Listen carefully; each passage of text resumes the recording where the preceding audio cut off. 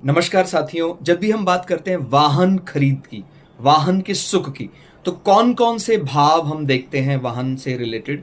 सबसे जरूरी जो भाव है वाहन के लिए वो चौथा भाव माना जाता है और इच्छा पूर्ति 11वां भाव। यदि ये दोनों भाव और शुक्र ग्रह का संबंध आ जाता है कुछ गोचर में, दशा में, सबसे बड़ी चीज वैसे दशा ही होती है। अगर दशांतर दशा में शुक्र महाराज चौथे भाव के 11वें भाव के स्वामी के साथ मिलकर आ रहे हैं तो निश्चित रूप से ये वाहन खरीदने के लिए बहुत बढ़िया समय होगा।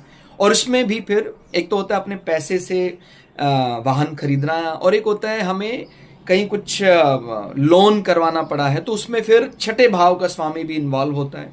और अगर उसमें कुछ आठवें भाव का स्वामी इन्वॉल्व हो जाता है तो फिर हम एक प्रकार से ससुराल पक्ष के जरिए कुछ ऐसा वाहन सुख एक्सपेक्ट कर सकते हैं। लेकिन जो प्राइम हाउस है वाहन सुख के लिए वो निश्चित रूप से चौथा भाव, 11वां भाव और कारक ग्रहों में हम शुक्र ग्रह को गिनते हैं। तो आप लग्न से, चंद्र कुंडली से विचार करके देखिए, यदि इन भावों का संबंध आ रहा है, चौथे भाव का संबंध, 11वें भाव का संबंध, और अगर व्यक्ति माने उसको ऐसा लगता है कि मैंने अच्छा खासा बड़ा वाहन परचेज किया तो उसको एक प्रकार का 12वां भाव यानी शॉपिंग के सुख के साथ भी रिलेट करते हैं। तो 12वां भाव, हालांकि सामान्यतः जो वाहन खरीदता है तो चौथे भाव से और 11वें भाव से संबंध देखा जा सकता है। लेकिन अगर हमने उसको फाइनेंस कराया है तो छठे भाव का स्वामी भी आएगा, और ससुराल पक्ष की मदद से इस प्रकार की कोई चीज आई है तो फिर उसमें आठवें भाव के स्वामी को,